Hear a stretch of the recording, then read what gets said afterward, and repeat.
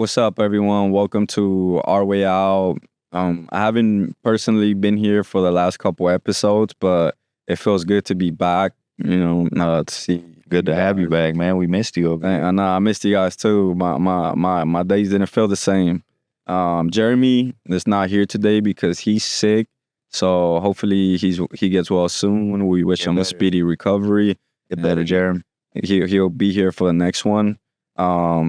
With me today, I have Tristan. What's up, everyone? I have Curly.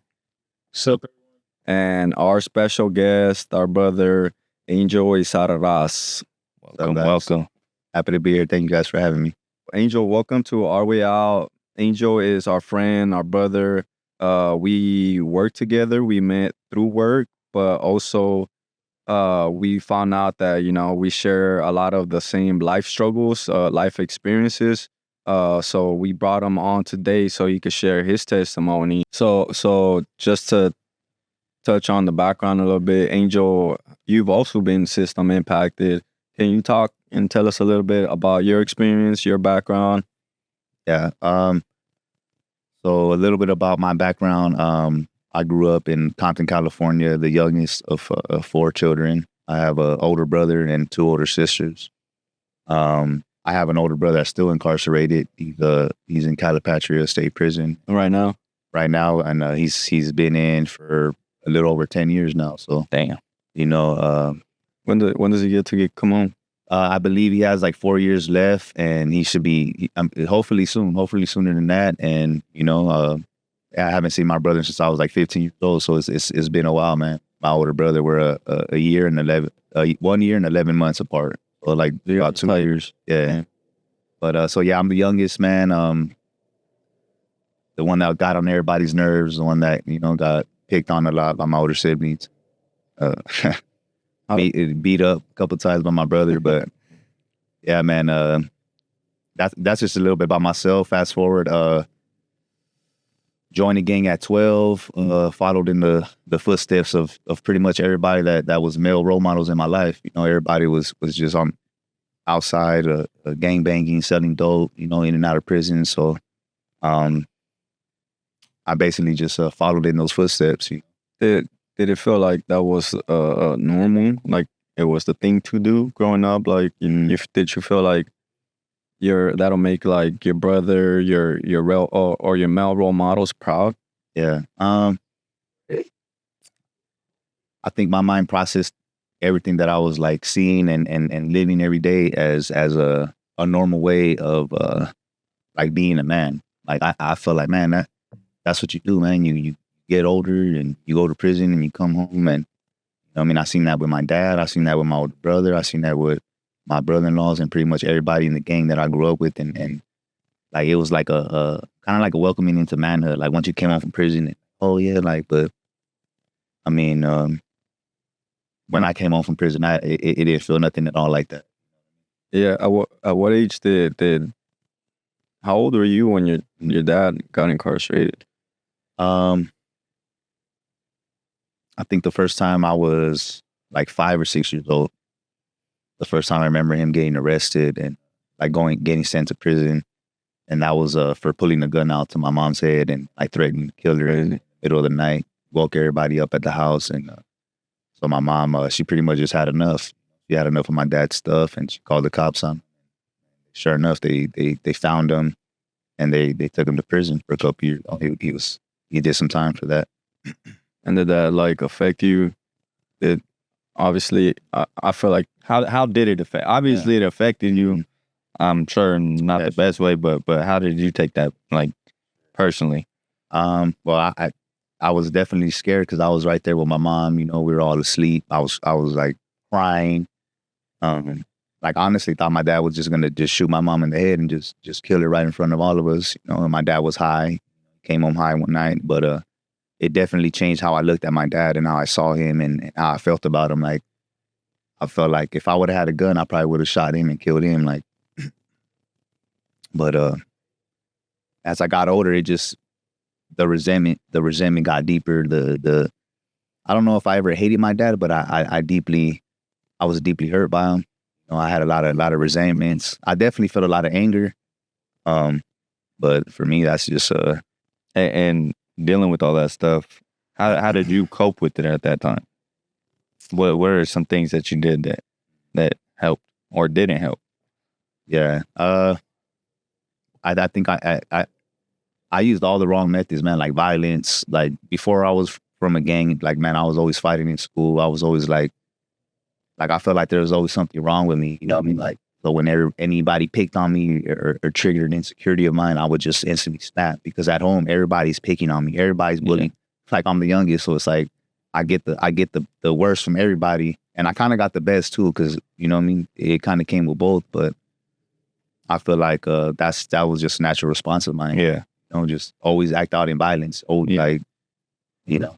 Yeah, for sure. So dealing with all that, when was the first time that you got incarcerated? I was 14 years old for a Grand Theft Auto. Yeah, just being young, man, and you know, just trying to make some money, trying to see what I could sell out of the car or sell whatever. But I was 14 and then sent to juvenile hall and pretty much just in and out from 14 all the way to 17 when I was sent to prison. Yeah. So at the age of 17, that's where you got a long term, like a serious sentence. Mm-hmm. Yeah. At 17 years old, I was sentenced to life in prison, and as soon as I turned 18, was sent to the county jail and immediately sent to prison. So life in prison. Life in prison. How did that feel when they told you like, all right, you've been sentenced to life in prison as a juvenile? You know, like your life is just getting started, and here you are hearing like you're never coming home. Yeah, what was that like, man? If I could describe it like close to one word, just like, man, just hopeless, like just despair, just defeated, like feeling like, damn, my spirit is just broken completely. Like I'm just feeling like, damn, scared, fear, Definitely. fear of the unknown. Like, damn, man, like what's coming next? Like, you know, like I'm gonna be thrown into a pit of just sharks. You know what I mean? I feel like a little ass goldfish getting thrown into the ocean full of sharks. Like that's how I felt. Yeah. And you just gotta learn how to like adapt, man. You gotta like read the room, you pick up things and just kind of like go into survival mode, like, man, because every day, like, you never knew what could happen. Yeah, because I know when I got sentenced, you know, I was sad, man. You know, like they gave me 14 years, and at the time I was like 16, and I was just like, what? Like I'm about to be gone for almost the same amount of time I have been alive. Yeah. So I had a moment where I was by myself in my room in my cell, and I was just like, man, I'm really gonna be gone for 14 years, you know, like, dude, like, and you have a little bit of time to process that before you have to come out and hide all that because you don't want to show like your emotions or that you're sad. Yeah. Because, you know, like you said, you're in a place where other males and, you know, it's a pride thing. You don't want to show advantage of that. Yeah, you don't want to show weakness. So you don't really have time to process those emotions, but that doesn't mean they're not there, you know? Like, so that's why I asked, like, what was your mental like? Because I know for me, I was sad, man. Yeah, it's tough. And then, so obviously I know you now and I know you as the man you become today. Like, that's not you anymore. So at what point when you were incarcerated, did you start to see that light and that hope and that one day you will get out? And when did your mentality change from all that negative stuff to, I need to get better? All right. I think I was like 25 or 24 around there. And there's an incident on the yard and I got taken to ADSEG, which is the hole, we call the hole. And I was back there for a couple months by myself, man. And it just gave me a lot of time to think, you know what I mean? Like really talk to myself, talk to God and just like really think about my life. Like, man, what do I want for my life? What do I want in my future? Like really for the first time, like, man, thinking about my future. I still have life in prison, but I'm thinking about like, damn, like I'm 25 doing the same stuff I was doing when I was 17, 15. Like I'm still using drugs. I'm still drinking. I'm still doing stuff that I shouldn't have been doing. And I'm just like I made a decision that at that point, like, man, if everything goes well and I get off, like I get out of here and then they find me not guilty, whatever, I'm gonna do good, man, and I'm gonna stick to it. Since then, it's been tough, but I feel like, man, I really kept my word and I stuck to it, like not going back to my old lifestyle, not reverting back to my old ways, like. And ever since then, man, just blessings been coming into my life. Yeah. Like people been coming in my life. Scott Budnick has been a big supporter and pusher in my life. You know? He's been there ever since, you know. And I know it's all a blessing from God, like putting the right people in my life. But it's just like I had to make that energy shift within myself. Like I'm tired of living the same way that I've been living, forever. And when I made that decision, just like, man, things started happening. I got the commutation in 2018. Commutation, can you explain what commutation is for people that don't know? Yeah, I was commuted by Governor Jerry Brown. So basically my sentence went from like 100 years to life to 17 to life. And that gave me an opportunity to go see the board much sooner than doing 50, 60, or, you know what I mean? Yeah. Years that I would have had done. Like had I not been commuted, I would still be in prison right now. Yeah. And, with like probably 10 or 15 more years left to do. And That's just to get a chance to go to board. Just to get yeah, just to get a chance to go present myself. Like, hey, man, this is who I am now. This is like basically take responsibility for everything. How many board hearings did you have to go to before they approved that you know you're able to come home? How many times did you go to board? I went one time. One time, yeah, man. I think I didn't go in there thinking like, man, I got it. But people were telling me like, man, you got a commutation. That's basically like you already got one foot out the door. But I didn't want to go in there thinking like, man, you want to get your hopes up. Yeah, exactly. You know, set yourself up for failure. Like until I walked out those gates and I had my dress house, and then I'm just gonna be damn, like, you know what I mean? But how was that feeling walking out those gates? And it was I couldn't believe it, bro. Like it. Or even when they told you like, hey man, you're gonna be going home. And you're still in prison, obviously. How'd that feel? It was like unbelievable, right? So when you get told by the board, yeah, you're gonna go home, how much time before they actually let you go? Because they don't let you go that day, right? No. Yeah. So how much time did you have to do? Yeah. I was ready to go. Yeah. Like, let me go, but it took like 6 more months or something like that. So that's the hardest time you ever did. Yeah. Now I know why people are doing short time. They stress out the most because it's like they know they're right there. That everything's just. Because that's all you think about. That's all you think about is the streets, and you're like, oh man, now I'm coming home. Things are getting real. Yeah, man. I gotta start thinking about what I'm gonna do. You know, like it's crazy. Yeah. So that's basically what I did, man. Try to just stay out of everybody's way. Stay out of my own way. Like, just like, man, I'll work out, go to my little groups, read my little books. We had a little tablet in there that we weren't supposed to have. So I'm watching all kinds of illegal movies, and I'm watching, just some other shows. Like, I'm catching up on Game of Thrones. I'm catching up on, what's that other show called? With Bryan Cranston, where he cooks dope. Breaking Bad? Breaking Bad. Yeah, that's those are my 2 favorite shows. So this is what I'm doing, man. Like, whoever sees this, like, you know what I mean? They're gonna be like, man, we shouldn't have let them out watching illegal movies now. But and how was that feeling of walking out of there? Because I know when the night before I got released, I couldn't sleep. And I couldn't. Every like 10 minutes, I'll close my eyes, and every probably 30 minutes, I'll hear keys. Yeah. And I'm like, oh, they're going to come get me, you know? That was I'm going home. Worst time for me, because when I got sent back to my county to be released, they had me in the infirmary because of COVID and all that. So I was just locked down in a cell for 2 days, dude. I was going through it. But how was it for you?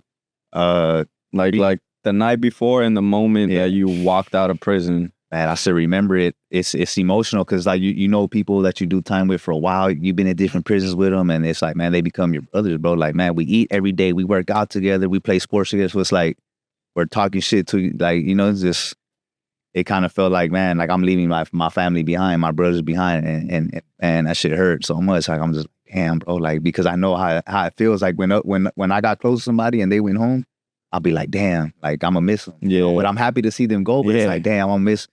Because you start missing these people, like, because they they fill a spot in your life, man. Like I feel like everybody that I came in contact with, they helped me be who I am today, man, and support me when I was really just feeling alone, like in my darkest moment. And I didn't owe them nothing, they didn't owe me nothing, and that's how I knew it was genuine. And it just like leaving them behind, it's like, damn, I wish I could just I'll give anything to bring my boys home, you know? Yeah. But so that's how I felt. For me, coming home was just like, damn, I came home to a whole world that I had no clue about. And I didn't know what I wanted to do. I didn't know where I was going, but I knew, like, man, I'm never going back to that. You know, like I'm gonna do whatever it takes to never go back to that. And how was that transitional phase? Did you feel weird once, like say you're waking up at home and now you get to shower by yourself, and you know, how was that transitional phase for you? It was just, everything was surreal. Like I'm just like, man, I can't believe it, man. Like I'm home. I'm still intact. Like I'm not all the way, you know, gone. You got your teeth. Yeah. No holes in it. You know that. You're 50, 60 years old. Yeah. Like I just like, man, thank you, God. And like I just couldn't think about it, man. When I came home and then like seeing my family, I was overwhelmed to see a lot of my family. Like I didn't even want to see nobody. I just wanted to come home and just kind of like let me just process what's going on and let it sink in. I came home, my mom invited my uncle and cousins. And I'm just like, I feel like I'm backed up on the wall. Like I'm feeling like I'm fresh. Overwhelming. Yeah, I'm fresh out. Like I can't host people. Like I don't know how to. You're kind of weird. I feel like we're all kind of weird when we come home. Yeah. Like I'm kind of like stuck. Like what do I talk to you about? I haven't talked. Just socially awkward, you know. Like just So you got family like, oh, how you been, Angel? We missed you. We love you. And then I'm still dealing with past issues. Like, man, like where are you guys at when I was? But so I'm dealing with all that. I've let all that go now. I'm just like, man, it's all good, man. Like it was nobody's fault that I was in prison. But like I'm human. I'm gonna feel hurt. Like, damn, you didn't reach out to me not once. Like, not a letter or nothing. But now you miss and love me. Like I know that's not a good way of thinking. But I was just feeling like, damn, like all you people are just fake to me. Yeah. Like you guys are all here, but out of the love and respect for my mom, I kept it cool with everybody and just like, all right, man. But I told my mom, like, hey, mom, like honestly, I wasn't ready for that. Like I thank you, but it was a lot. But I appreciate it. I appreciate it though, because I know it came from her heart and she wanted to just show like, man, how my son's home. I'm happy. She want a warm welcome home. Yeah. For sure. So when you did get out, what did you do? Did you have goals? What were you trying to do? What did you go to transitional house? Like, how was that process for you?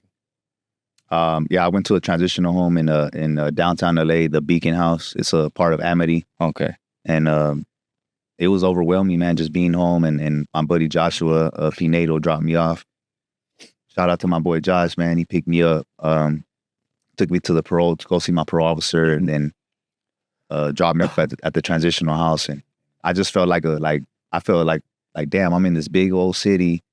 I don't even know how to use the bus. Like I haven't used the bus in so long, and now I just have to figure out how to navigate and go to school, go to work, and things like that. And luckily, there was guys that were on the same path as me, and we all worked together.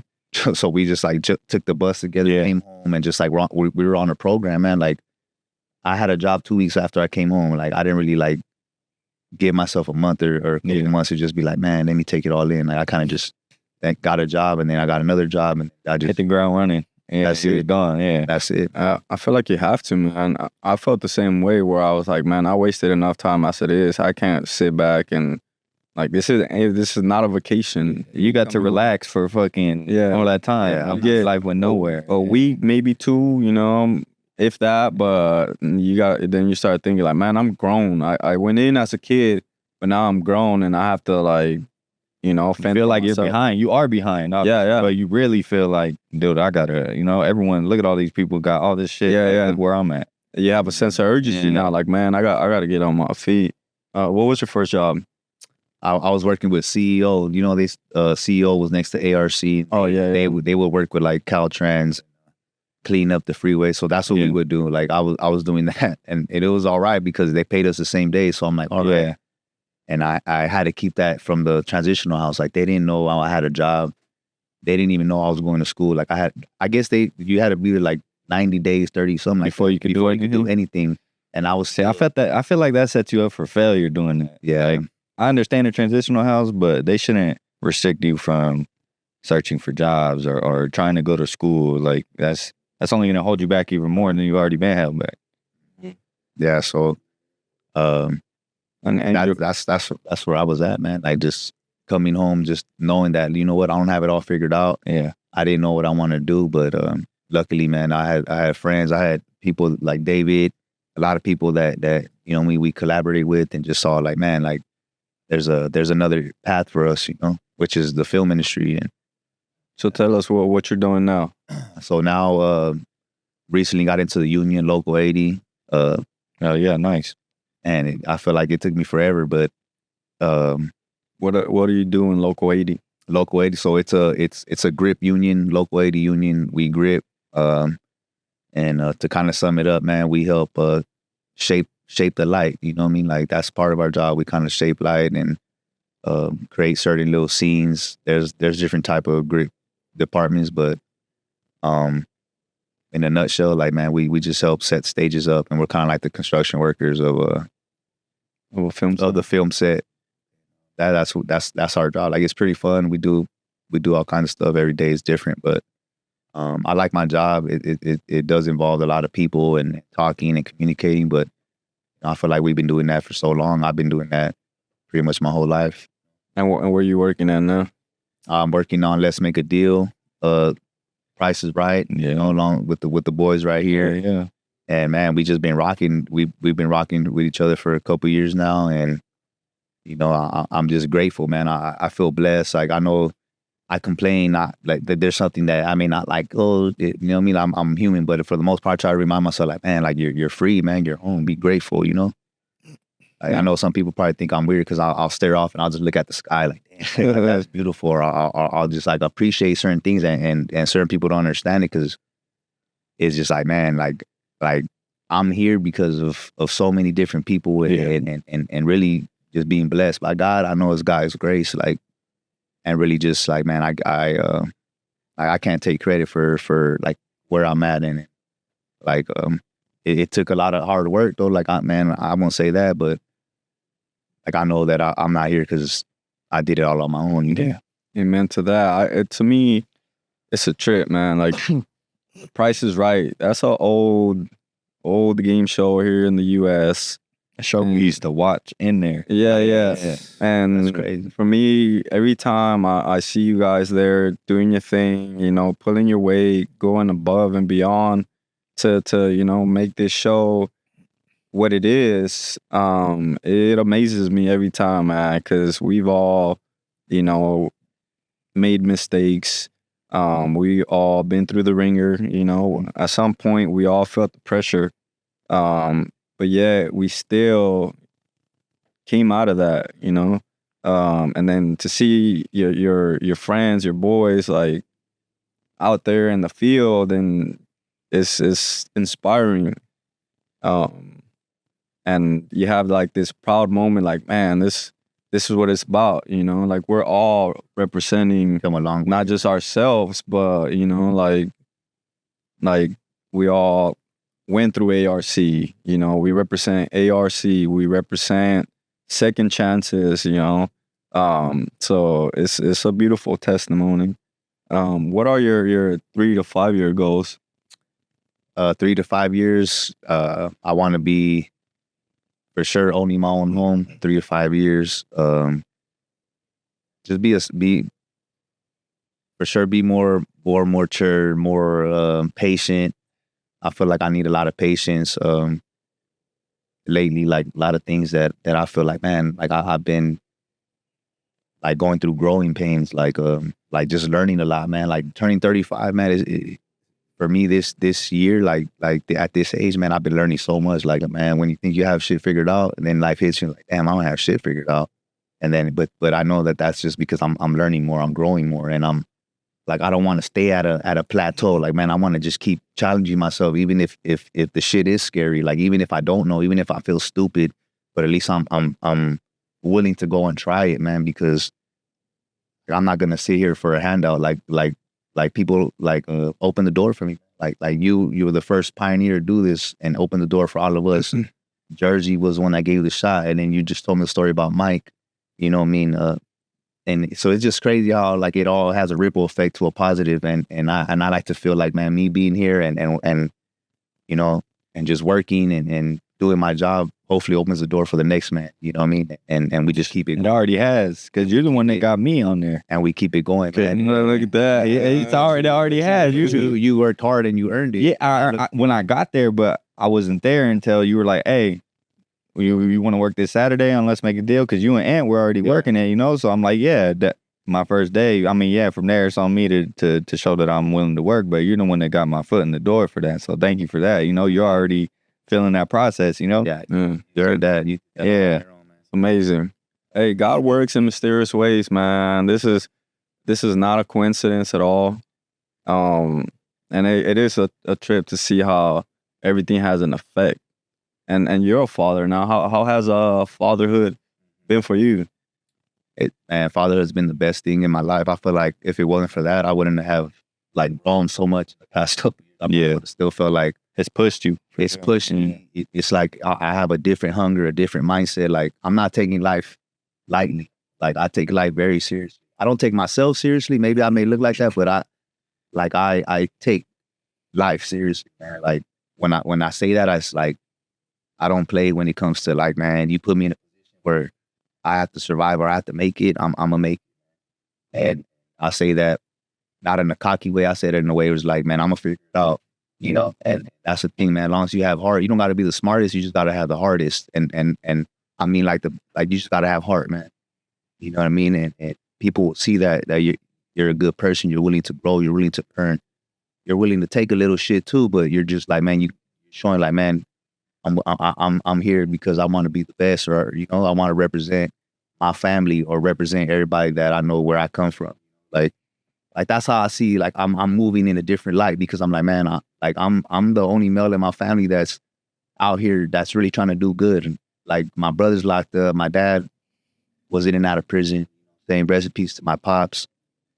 And so I'm just trying to show my nieces, my nephew, like show my kids, like, man, like yeah, I wasn't perfect, and yeah, our family is kind of dysfunctional, but at least we could rise above that, and there is a way out. Mm-hmm. And this is our way out. You know what I'm saying? Like this is our way out.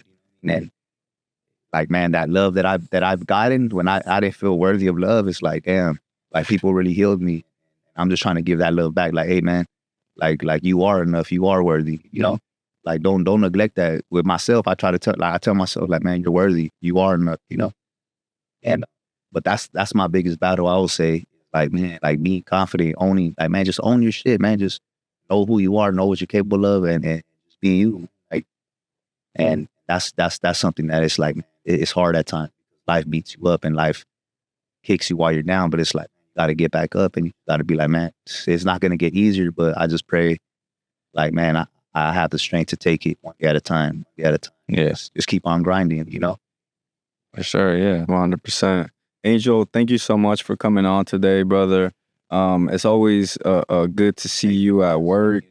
You always come with like the best attitude, bro. Always with a smile on your face, even when I know you're going through some things, you know. So that says a lot about your character. And thank you for sharing your testimony. We appreciate having you here on Our Way Out, man. Like I just want to say, I'm proud of you guys. I seen you guys start, you know what I mean, into what is developing into now, and I just want to say, man, sky's the limit, man. Like, for sure. Like I'm inspired by you guys because like not everybody's gonna get up early on the weekend, you know what I'm saying? Yeah. Come over here and like there's a million other things that people would rather be doing, but here we are. So like I just want to say thank you to Desjuan, thank everybody. Thank you, bro. For sure. Everybody that came to support and show love, man. And yeah, man, you guys are killing it. Yes, sir. Keep subscribing, keep liking, and chop it up. Send questions, we'll talk back. That's Our Way Out.